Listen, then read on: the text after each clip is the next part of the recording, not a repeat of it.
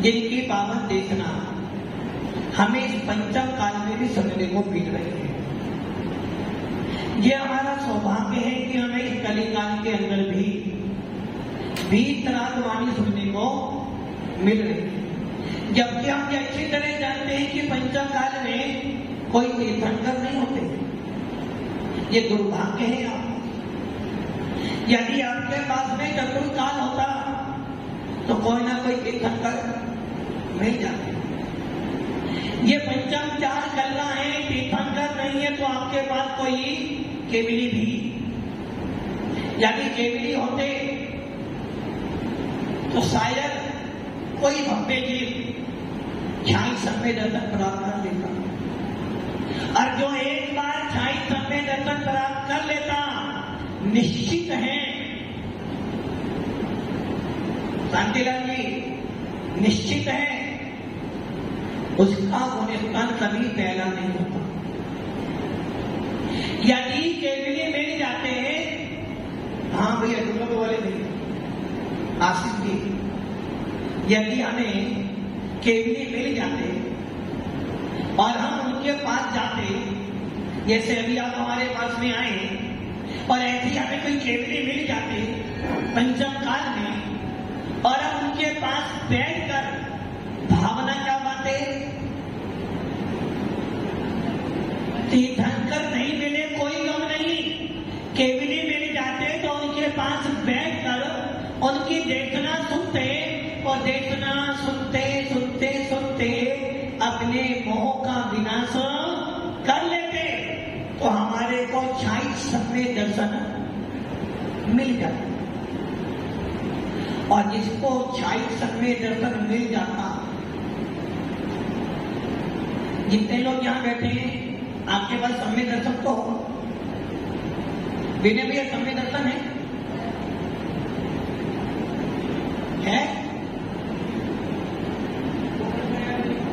क्या होता नहीं है? कौन सा है? कौन सा समय दर्शन है? इसकी जानकारी नहीं है, किंतु ये जानकारी जरूर है कि तिजोरी में कितना धन रखा है। ये जानकारी तो है कि घर में कितने मेंबर रहते हैं और गोल्ड का क्या भाव है, पता ही नहीं, किंतु ये नहीं पता कि मेरे पास समय दर्शन कौन सा है। इसलिए आचार्य भगवान कह रहे हैं यदि हमें केवली मिल जाते तो शायद हमारे पास छाई समय दर्शन हो जाता, और यदि मैंने एक बार छाई समय दर्शन प्राप्त कर लिया, मेरा गुणस्थान कभी पहला दूसरा तीसरा होने वाला। यदि मैंने एक बार छाई समय दर्शन प्राप्त कर लिया तो समझना तुझे कभी भी अन्य किसी मंदिर जाने की जरूरत। ऐसा क्यों?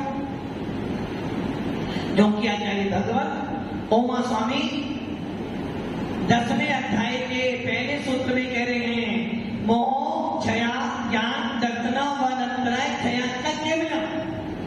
यदि तुझे केवल ज्ञान की प्राप्ति करनी है तो सबसे पहली शर्त है, यदि तुझे अनंत बनना है, यदि तुझे अपना गुणस्थान 13वां 14वां करना है, यदि तुझे मोक्ष प्राप्त करने की इच्छा है, यदि तुझे संपूर्ण, कौन सा ज्ञान है आपके पास? हाँ भैया कौन सा ज्ञान है? तुमको बोलेंगे कौन सा ज्ञान? कौन सा ज्ञान है? ज्ञान तो है ना? कौन सा ज्ञान है? नहीं जी कौन सा ज्ञान है? केवल ज्ञान? अरे वाह, कितनी होशियार लोग हैं। देखो पंचम काल का भी अतिशय है कि मुनिराज बैठे हैं, उनको केवल ज्ञान नहीं है, और कपड़े वालों को केवल ज्ञान है। व्यवहारिक ज्ञान है, पक्का व्यवहारिक ज्ञान है, पक्का व्यवहारिक ज्ञान है। अच्छा चलो उदाहरण देख लेते हैं। आपके यहाँ बेटे की शादी थी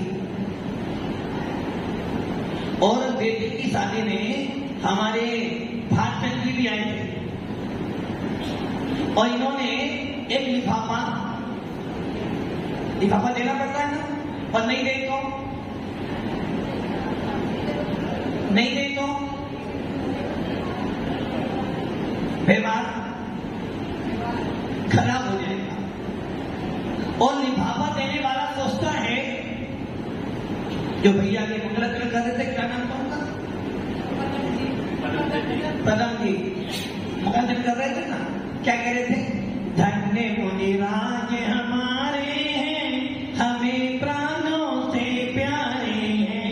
ये को ध्यान रखना, यदि वास्तव में तू जैन है, यदि वास्तव में तू नमोकार मंत्र बोलता है और अभी वास्तव में अपने नाम के पीछे जैन लिखता है, तो ये समझ लेना, पूरे विश्व के अंदर कहीं भी चले जाना, यदि तेरा कल्याण होगा तो दिगंबर मुनिराज की शरण सही होगा, अन्यथा ठीक काल में तेरा कल्याण होने वाला।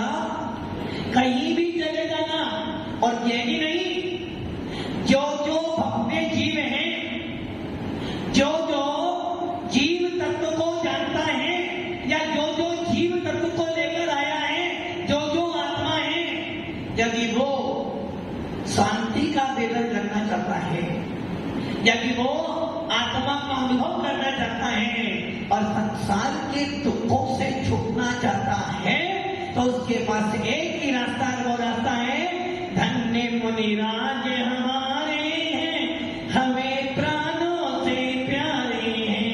और जिस जिसने भी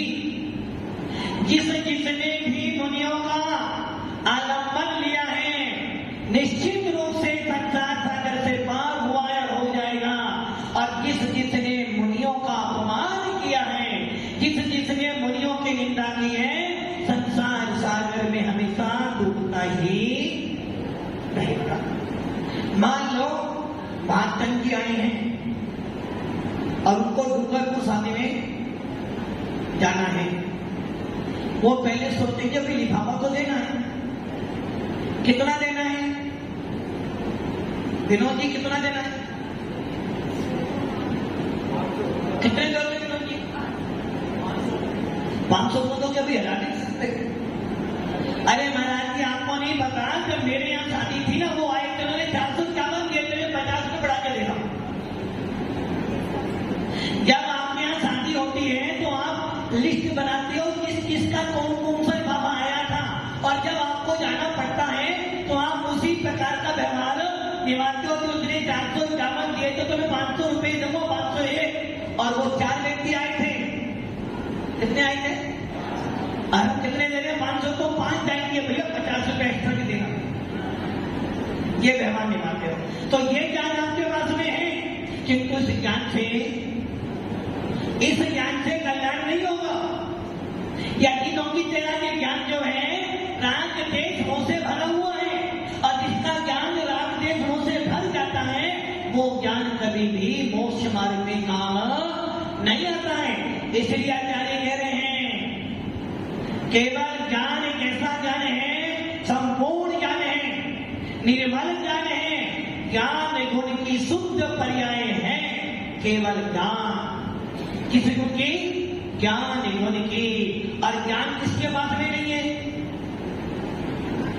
ज्ञान किसके पास में नहीं है? सबके पास में है। पेड़ पौधों के पास, साकीलाल जी, पेड़ पौधों के पास, जल के पास नहीं है, 2 इंद्री के पास, चींटी के पास नहीं है, और आपके पास ज्ञान होने के बाद भी अभी तक आप संसार सागर से पार नहीं हो पाए। अरे भैया, यही तेरी गलती हो रही है। क्या एक इंद्री के अंदर आत्मा नहीं है? नहीं है। शांतिलाल जी कह रहे हैं एक इंद्री में आत्मा नहीं है। भागचंद की आत्मा है, इसमें आप में तो है। कैसे बोला आपने आत्मा? आत्मा नहीं होने की बात तो उनमें आत्मा है। अभी तो माना कर क्या वो तुम्हारे पड़ोसी कह रहे थे भाग गया। अरे भैया, एक इंद्री भी जीव आत्मा है। पेड़ पौधों में, पृथ्वी में, जल में, अग्नि में, वायु में, वनस्पति में, चींटी में, मकोड़े में, मक्खी में, कीड़ों में, सब में आत्मा है। जो जो जीव हैं यहाँ तक कि निगोदिया जीव जो एक श्वास में 8-10 बार 18 बार जन्म मरण कर रहा है, उसके अंदर भी ज्ञान है, किंतु इन सबका ज्ञान और आपका ज्ञान कैसा है? मोह महामद पियो अनादि भूल आपको। आपका ज्ञान राग देश से भरा हुआ है, आपका ज्ञान कसायों से बने हैं, आपका ज्ञान में क्रोध भरा हुआ है, आपका ज्ञान अज्ञानता से भरा हुआ है। कभी लोभ करते हो, कभी क्रोध करते हो, कभी मान करते हो, कभी मायाचारी करते हो, इसलिए आपका ज्ञान अज्ञान है। इसलिए आपका ज्ञान शुद्ध ज्ञान नहीं है।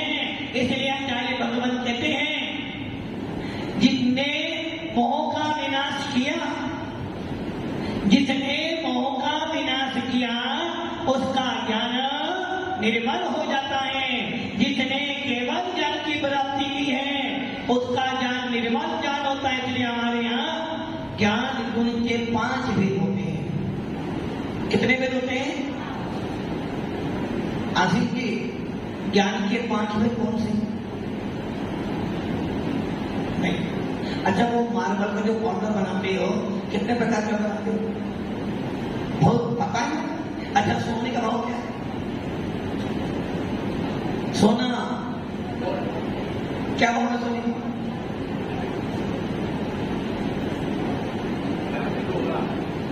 पता सब है। मतलब कि तुझे ये तो पता है कि सोना अच्छा कौन सा है, शुद्ध कौन सा, अशुद्ध कौन सा है। और जब सोना लाते हो तो पूरे 100% भैया 99% वाला सोना चाहिए।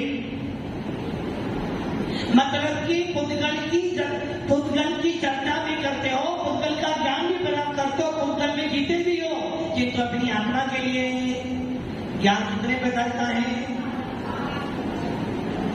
हमें ज्ञान कितने प्रकार का है? 4 प्रकार का। एक क्रोध वाला, एक मान वाला, एक माया वाला, लोभ वाला। क्या होते? अच्छा, वो नकल करके पास होते। हाँ विनय भैया, नाम बता। महाराज जी, एक पत्नी, एक बच्चा, एक बेटा। मतलब कि अब ये सोच लो, चैन होने के बाद भी तुम्हें अपनी आत्मा का बोध नहीं। आप आत्मा हो, तुम्हारे पास ज्ञान है, फिर भी नहीं पता कि ज्ञान कितने प्रकार का। ज्ञान कितने प्रकार का? ज्ञान 5 प्रकार का नहीं, ज्ञान तो एक ही प्रकार का है। ज्ञान तो ज्ञान है, ज्ञान तो ज्ञान है। और उस ज्ञान के 2 भेद, एक शुद्ध ज्ञान, एक अशुद्ध ज्ञान, एक क्षाई ज्ञान, एक क्षयोत्सरी ज्ञान, एक मिथ्या ज्ञान और एक सम्यक ज्ञान।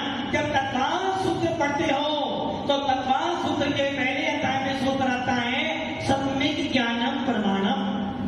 सम्यक ज्ञान परमाणुभूत है। मति सुतावधि मना पर है केवल ज्ञानी, ये ज्ञान नहीं है। अब तो हमारा आप करते हो ज्ञान है। जिस प्रकार एक मुनिराज आपके चौके में आ गया। कौन आ गए? एक मुनिराज, आपने नंदावती करी, आपके चौके में आ गए। बदम की बताना। और आपने चौके में थाली दिखाई, खाली या भरी? भरी दिखाई, खाली नहीं दिखाई, थाली दिखाई। और महाराज ने बोला, मुझे तो मात्र क्या करा ये का मतलब बदम की क्या करे? नहीं, वो मेरे महाराज आपसे एक प्रतिमा, बदम की एक प्रतिमा से महाराज कह रहे ना, अकेला ही हो, तू भी अकेला, सत्यनारायण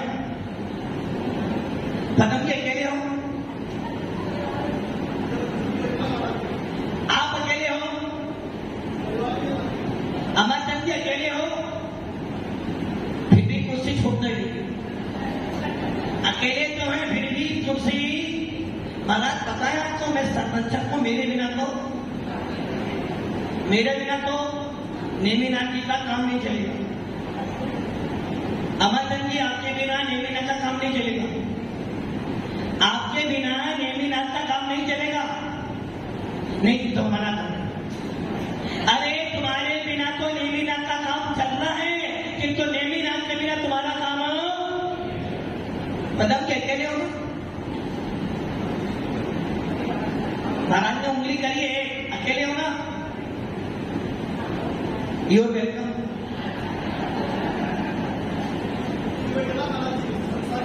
नहीं तुम ये भी हो ना, तो फिर आ जाओ, अकेले तो आ जाओ। आर्य बदल अभी अभी आपने बना, धन्य मुनिराज हमारे हैं, हमें प्राणों से प्यारे हैं। कौन प्यारा, मुनिराज है मैडम? पक्का? फिर आ जाओ, वेलकम।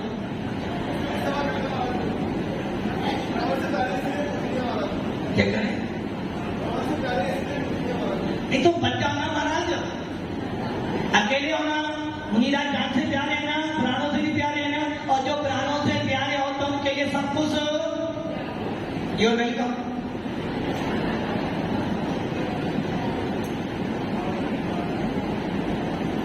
अभी मन में, अभी आत्मा में, दिल में और कोई बैठा है?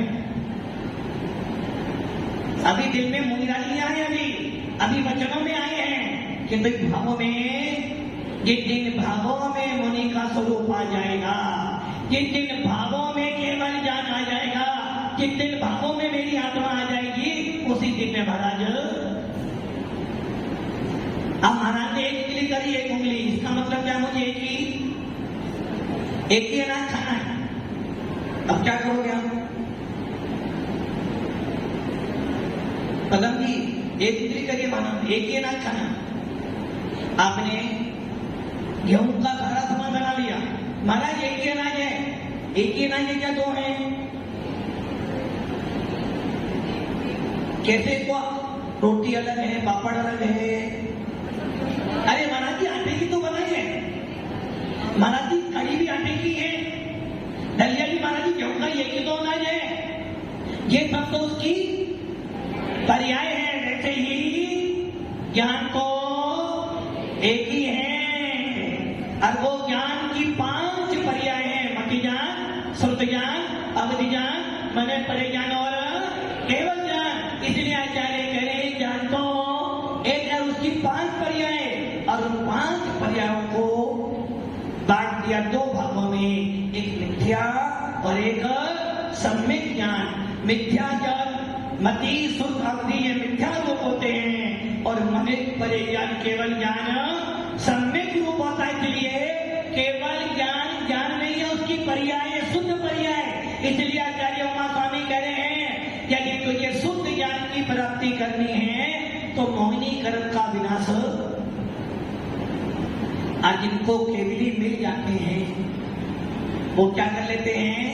छाई संवेद दर्शन प्राप्त कर दर्शन मोहिनी का विनाश कर लेते हैं, और जितना दर्शन मोहिनी का विनाश हो जाता है उसकी सत्ता में मिथ्यात्व नहीं होता है। और ऐसा व्यक्ति कभी भी चौथे गुण स्थान से नीचे।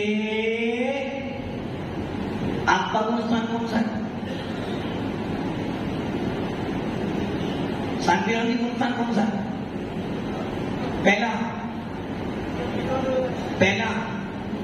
वो कह रहे हमारा पहला नहीं तीसरा मेरा हो सकता है। आदि तुम्हारा गुण स्थान तीसरा है तो कोई काम के नहीं हो। तीसरे वाला कैसा होता बताओ? कभी गुड़ खाया? गुड़ सांकल गुड़ खाया? खाते ही हैं। कभी दही खाई? दही खाई। अब गुड़ और दही दोनों मिला दो, दही भी मिला दो, गुड़ भी मिला दो, और फिर खाओ, स्वाद कौन सा आएगा? किसका आएगा? नहीं, दोनों खा नहीं सकता तुम। आपने पहले गुड़ खाया, स्वाद किसका आ रहा था? गुड़ वाला। बाद में दही खाई, स्वाद किसका आ रहा था? दही का आ रहा था। आपने दोनों मिला दी और फिर खाया, स्वाद किसका आएगा? गुड़ का आएगा। लगता है शांतिलाल जी, अब आप यदि आपको दही गुड़ मिलाकर स्वाद गुड़ का आ रहा है तो अब आप जीव तत्व, यदि दही और गुड़ मिल जाएगा और आप जब खाओगे, पहली बात तो रही दही में गुड़ मिलाकर खाना अवश्य है, किंतु आचार्य भगवत नेमिचंद जी सिद्धांत चक्रवर्ती अपने जीव कांड में उदाहरण देते हैं। जिस प्रकार आपने दही में गुड़ मिला लिया और आपने खाया, स्वाद किसका आ रहा है? स्वाद किसका आएगा? दही का आ रहा, गुड़ का आ रहा है? आसिफ जी किसका आ रहा है?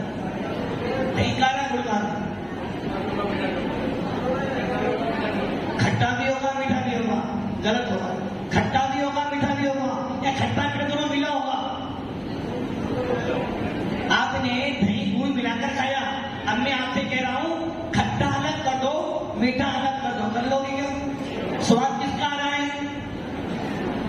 खट्टे मीठे का आ रहा है या दोनों मिला जुला आ रहा है? ना खट्टे का स्वाद आएगा ना मीठे का स्वाद आएगा। विनोद जी, किसका स्वाद आ रहा है?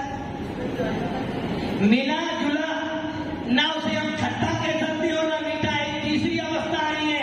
इसलिए ध्यान रखना, जिनका गुणस्थान तीसरा है वो ना घर का है, वो ना शांति लगी। आप खाते हो, घर के हो, खाते हो। आदमी बोला मेरा गुणस्थान तीसरा हो सकता है, कलम तीसरा हो सकता है। तो ये ध्यान रखना, जिसका गुणस्थान, जिसके भाव कैसे हो रहे हैं? दही गुड़ जैसे। खट्टा स्वाद भी था दही का, गुड़ का मीठा था, दोनों मिला दिए, अब ना खट्टा स्वाद आया ना मीठा स्वाद आया। तो जिस जीव के ऐसे परिणाम बनते हैं, ना वो घर का रहता हो ना ही। अब इसका अर्थ क्या हुआ? ये को उदाहरण था, ये तो मैंने उदाहरण दिया। पहली बात तो दही गुड़ खाना ही अवश्य है, और आपने खाया तो आपने क्या किया? दही भी खराब कर दी और गुड़ भी। और जब आपने खाया तो स्वाद कौन सा आया? ना खट्टा आया ना मीठा आया, तीसरे प्रकार का आया। तो क्या हुआ? स्वाद बिगड़ गया।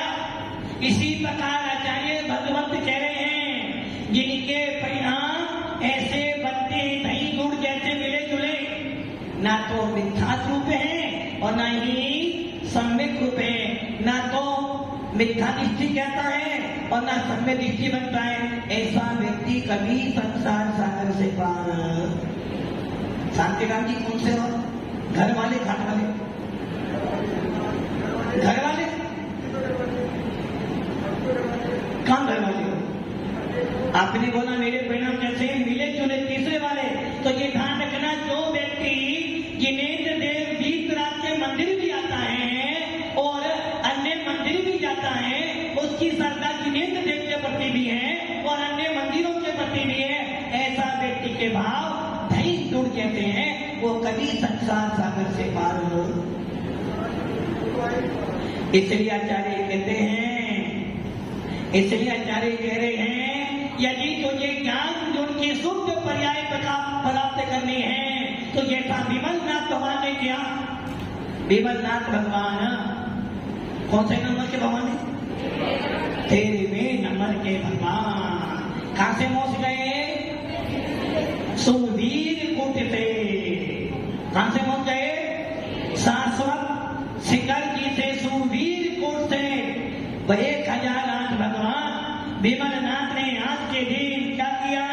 सारे कर्मों का विनाश किया, 8 कर्मों का विनाश किया।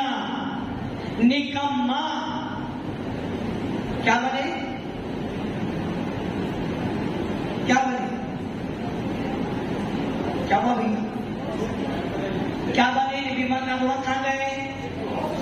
मोक्ष में गए। कौन बन गए आपके लिए? कौन बन गए?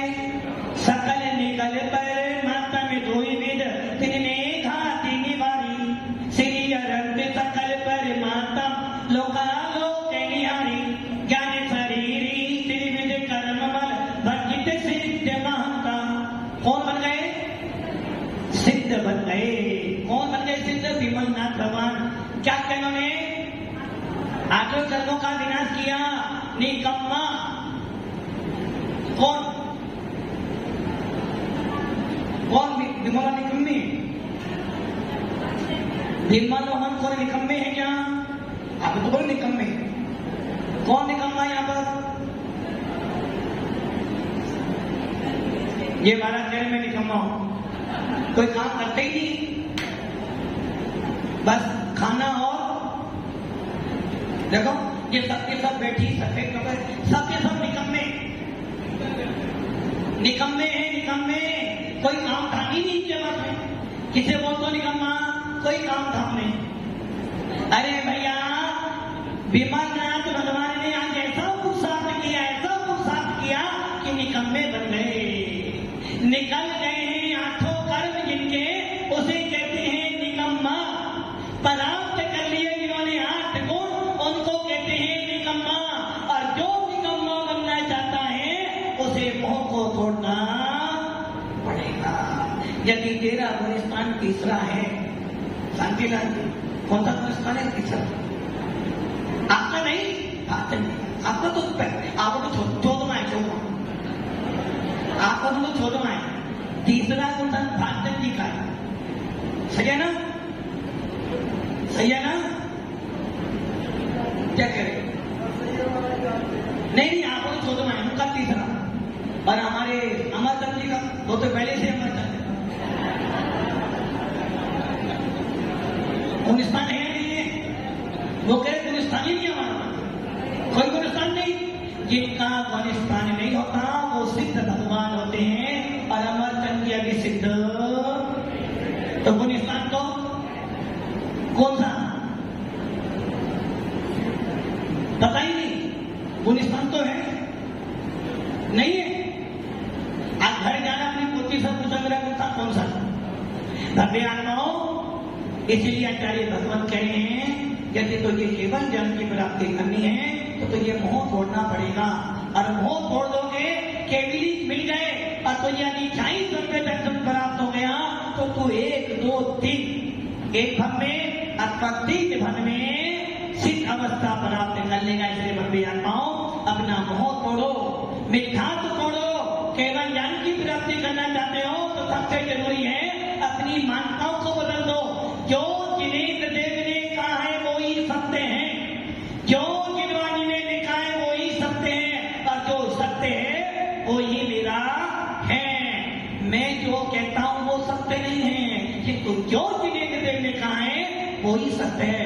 यदि इस प्रकार की भावना भाते हो तो आपका मोह टूटेगा, केवल ज्ञान की प्राप्ति होगी और आपका मोक्ष मार्ग प्रशस्त होगा। और